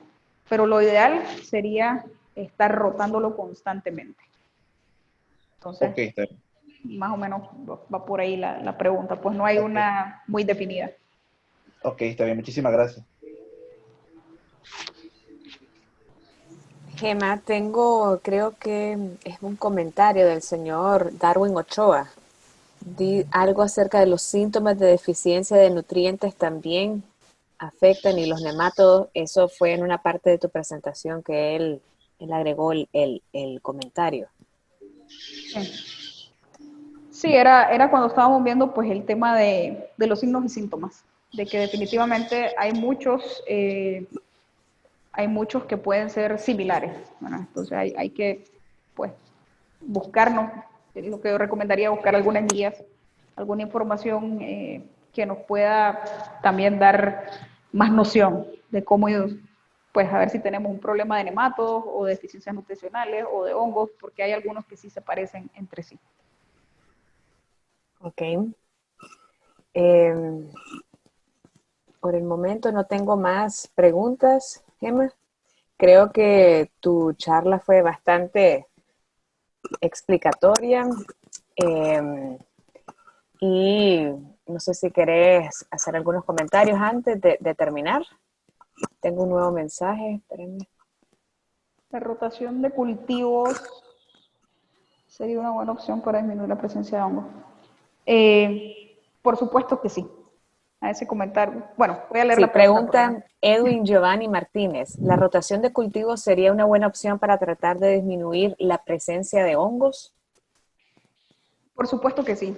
De hecho, que una de las prácticas culturales más recomendadas es la rotación de cultivo, pero muy poco lo hacemos nosotros. ¿Por qué es importante? Porque cuando nosotros rotamos un cultivo, lo que le hacemos al patógeno es romper su ciclo de vida. Hablemos de un ejemplo puntual en el caso de maní. En el caso de maní tenemos mucho problema con un fusario, o al menos eso es lo que creemos que es un fusario. Como cada año se siembra maní, cada año el fusario tiene maní para sobrevivir. Si nosotros rompemos ese ciclo, haciendo una rotación del cultivo durante un año, pues ese fusario no va a tener ese agente hospedero, esa planta hospedera susceptible para reproducirse. Entonces, ahí es donde rompemos el ciclo y podemos evitarnos este tema de tener tanta incidencia o tanto problema con el hongo. Perfecto. Tengo aquí a Elvis Carcache. Nos pregunta, ¿es posible poder identificar en campo los grupos de hongos y sus características? Es muy difícil hacerlo. Pues ahí generalmente uno lo hace porque ya conoce cuáles son las características de una fitóftora o de una cigatoca negra o de una roya.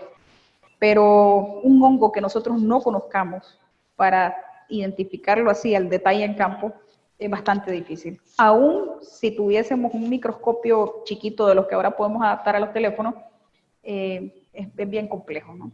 Podemos tener una noción según los signos y síntomas que veamos, pero ya si queremos un agente causal como tal, tenemos que recurrir pues a un análisis de laboratorio. Y eso, los análisis los podemos hacer en Nicaragua si contamos con esa opción. Gracias. Tengo el señor Donald Gómez que nos pregunta ¿cuánto tardan las moléculas de fungicidas sistémicos en entrar en las plantas? Okay. Como les mencioné, eso va a depender muchísimo del peso del fungicida que estemos utilizando. Y una cosa es cuando entra a la planta, y si estamos hablando, creo que habla de sistémico, sí. Una cosa es cuando entra a la planta, y otra cosa es lo que logra o cuándo logra distribuirse a todas las partes de la planta. Entonces, solo para darle un ejemplo, el ciproconazol se dice que tarda hasta 45 días en distribuirse en toditas las partes de la planta. ¿Cuánto tarda para entrar a la hoja? También va a depender mucho, bueno, ya lo dije, uno de su peso molecular, pero también va a depender mucho de la mezcla que yo haga. Les doy un ejemplo de esto. O sea, pensemos en algo que no sea fungicida, porque es un ejemplo más claro. Pensemos en los aminoácidos y pensemos en los productos que están quelatados con EDTH o todo ese tipo de quelatos sintéticos. Los aminoácidos entran un poco más rápido a la planta. Estamos hablando de, pues según el elemento con el que vaya acomplejado, horas para que se absorba el 50% del producto. Cuando estamos hablando de un producto quelatado con quelatos sintéticos, ya pasamos de hablar de horas a pues un día completo, 2 días completos. Y cuando usamos sales, que es lo peor que podemos usar para nutrición, estamos hablando de incluso de estas semanas. Entonces el tiempo va a depender muchísimo de ese tema. Peso molecular y cómo lo estamos mezclando, qué orden estamos poniendo en la mezcla. Por eso debemos de utilizar los coadyuvantes, porque no hay también un momento exacto, un par de horas exactas para decir esto va a tardar el fungicida, porque todos los fungicidas son distintos, todos tienen estructuras distintas y todos tienen un peso distinto. Entonces, es algo de que hay que buscar con más ojo, digamos, según la molécula que querramos, pues, averiguar qué tan rápido se mueve. Tengo un comentario de Eliar Pineda de la rotación de los cultivos. Dice que como comentario también saber qué cultivo vas a rotar, específicamente con cultivos que no sean atacados por los mismos hongos, es decir, cultivos de la misma familia. También Álvaro Espino nos comenta, como comentario también depende del KOC de cada producto por la solubilidad. Así es. Los productos tienen KOC, pero también tienen otro montón de propiedades que nosotros por lo general no las hablamos. Por ejemplo, la liposolubilidad o la hidrosolubilidad. Y el KOC es el coeficiente de absorción de un producto. Entonces la solubilidad y el uso va a depender muchísimo de eso. Y cuando hablamos de KOC, por lo general hablamos de herbicidas. Es el rubro, ¿verdad?, donde nosotros lo utilizamos más, ese concepto de KOC. Pero sí va a depender, pues, el tema de solubilidad de este término. Tengo a César que pregunta, ¿qué producto no debo usar con un fungicida que me produce sinergismo? Bueno, creo que ahí la pregunta más bien, ¿qué producto no debo usar para evitar un antagonismo? Creo que por ahí sería la pregunta. Con un fungicida lo que nosotros recomendamos es no utilizar otro producto que sea de acción alcalina, como les mencioné. ¿Qué productos nos encontramos nosotros de acción alcalina? Todos los foliares a base de potasio, a base de calcio, a base de magnesio, porque esos lo que hacen es incrementar pH. Entonces, cuando incrementan pH, hace ese antagonismo y la mezcla se precipita. En el mejor de los casos, el caso ideal, es que nosotros, si vamos a aplicar fungicida, apliquemos solo fungicida. No pongamos otras cosas en la mezcla para, pues, evitar este tema. Si nosotros queremos hacer una mezcla un poco más sinérgica, entonces, como lo vimos, utilicemos esos reguladores de pH, utilicemos esos coadyuvantes, utilicemos surfactantes y todo lo demás. Tengo una pregunta que viene de Jairo Morales. Dice, ¿es posible que al aplicar un fungicida afecte una etapa fisiológica de la planta? Es posible, es una realidad también. Hay cultivos más susceptibles que otros. El caso de café, por ejemplo, es bastante susceptible el café en etapas pequeñas a los triazoles. Cuando usamos triazoles en café pequeño, vamos a tener un efecto en esa etapa fisiológica. Incluso en la clasificación de los modos de acción de los herbicidas, hay una clasificación que se llama misceláneos. Dentro de esos misceláneos se citan algunos triazoles como herbicidas porque pues tienen ese efecto en la planta. Entonces sí afectan, pues en algunos casos, pero depende del cultivo. Nuevamente tengo una pregunta de Edwin Martínez. Nos dice, de los factores que mencionó para que tengamos presencia de hongos dentro del ambiente propicio, ¿qué aspecto considera más importante manejar? Okay. Dentro de los factores, recordemos que eran, bueno, 3 los que están establecidos, ¿verdad? Un agente altamente virulento, una planta hospedera ideal y un ambiente ideal. El aspecto quizás que más está a nuestro alcance en ese sentido tiene que ver con el agente, el hospedero, ¿verdad? Entonces, si estamos hablando de cultivos, por ejemplo, escojamos variedades que sean resistentes a esos problemas. Si ya sabemos que la roya en el café es un problema grande, entonces pues escojamos una variedad que sea resistente a la roya. Y creo que realmente el único aspecto donde nosotros podemos incidir, porque con el clima pues no podemos hacer nada. Si el ambiente está húmedo, está lloviendo, eso no lo podemos cambiar nosotros.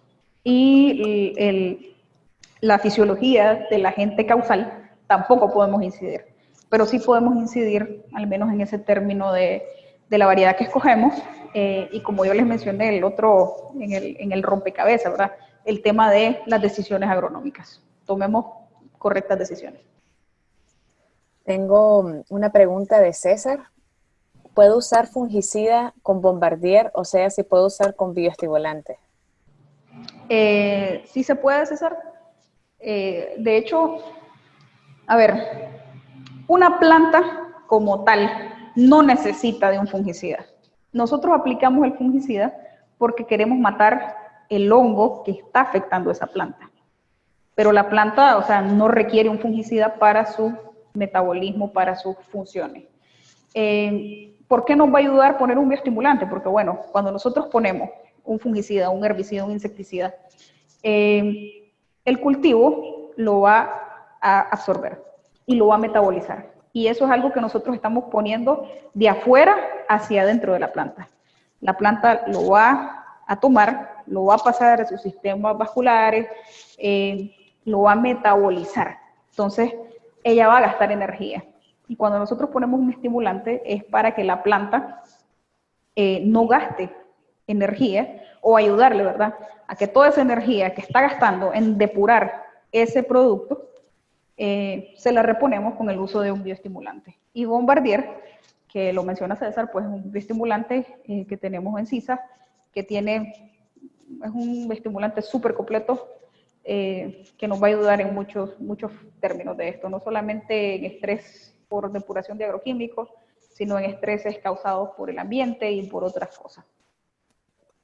Tengo una pregunta de Eliar. Gema, 2 triazoles que no tienen ese efecto sobre crecimiento. 1, difeconazol, futriafol. 2, futriafol. Bueno, en este caso creo que el comentario de Eliar también viene dirigido, enfocado al café, porque ya lo hemos probado, pues que estos 2 triazoles no tienen efecto en el desarrollo de la planta o del cultivo de café. Sin embargo, como les digo, pues va a depender mucho, la susceptibilidad de un triazol en un cultivo va a depender mucho de qué cultivo es. Y vuelvo al ejemplo de maní, pues, o sea, maní es un cultivo donde aplicamos fungicidas cada 14 días, cada 15 días, y la alta carga, o sea, la carga de triazoles que nosotros ponemos en el maní es fuertísima, y al maní no le pasa nada. Entonces, estoy segura que si hiciéramos esa misma carga de fungicidas, de triazoles en café, a la primera aplicación lo matamos, ¿verdad?, en chiquito. Entonces, totalmente de acuerdo que esos 2 activos en el cultivo de café no tenemos ningún efecto, pero pues hay otros cultivos en donde hay que valorar también. Nos pregunta Álvaro Espino. Si existe intoxicación por alta dosis de fungicida, ¿qué se puede utilizar para ayudar a la planta para desintoxicación? Pues lo más común, o lo primero que todos vamos a decir es utilice un bioestimulante. Pero lo importante de esto es entender por qué tenemos que usar un bioestimulante. Las plantas genéticamente están adaptadas para resistir o hacerle frente a esas condiciones de estrés. Entonces, cuando yo tengo un estrés por agroquímicos, un estrés por algún herbicida o algún fungicida, lo que sea, las plantas tienen que activar esos genes. Y esos genes se activan de 2 maneras. Por una vía inorgánica, que es cuando usamos ciertos elementos nutricionales que activan enzimas y por ende activan genes, y por otro lado usamos los aminoácidos. Y cuando hablamos de bioestimulantes, la gran mayoría de bioestimulantes viene compuesto a base de aminoácidos. Entonces, utilizamos esos productos, esos aminoácidos o esos elementos precursores de enzimas para activar esos genes y que la planta empiece a procesar de una manera más rápida o empiece a metabolizar esos productos o esa intoxicación que está teniendo en el momento. Eso se llama el metabolismo secundario de las plantas. Y tengo una última pregunta de María Reyes. Dice, ¿el pH del agua en cuánto tiene que estar para que sea efectiva una aplicación de fungicida? En general, María, no solo para la aplicación de fungicidas, sino de una aplicación general, se recomiendan pHs desde 4.5 hasta 5.5. ¿Por qué? Es un pH, digamos, en donde en la buena teoría nuestras moléculas van a estar muy estables, van a funcionar súper bien, pero también tiene que ver un tema de pH entre la solución y la hoja y la penetración del producto en la hoja. Entonces, ese sería el rango más adecuado para la aplicación de productos en hoja, en planta. Ok. Muchísimas gracias, Gemma. Vamos a ir cerrando ahorita esta charla, agradeciendo a todos los que nos acompañaron en esta valiosa charla que nos dio Gemma y con información que sirve para todos nuestros cultivos en el país. Les invito a todos a que nos sigan en nuestras redes sociales, Facebook, estamos en LinkedIn, estamos en YouTube, estamos en Instagram y ahí compartimos casi toda la información de los productos que tenemos disponibles en CISA-Agro. Es importante que nos sigan también porque estaremos haciendo muchísimo más charlas como esta que nos está dando Gemma y nos siguen y no se pueden unir. Entonces, muchísimas gracias a todos. Gracias, Gemma, por tu tiempo. Gracias a todos. Esperamos que en verdad sea de mucho beneficio para ustedes estas charlas. Escríbanos a nuestras redes sociales también para proponernos temas de los cuales ustedes estarían muchísimo interés para poderlos hacer. Esperamos estarlos haciendo por lo menos una vez al mes o 2 o 3, dependiendo de la disponibilidad de Gemma y demás asesores de CISA-Agro. Entonces, muchísimas gracias a todos. Los vemos muy pronto en el siguiente webinar. Si no, estamos en nuestras redes sociales. Gracias, Gemma. Buenas tardes a todos.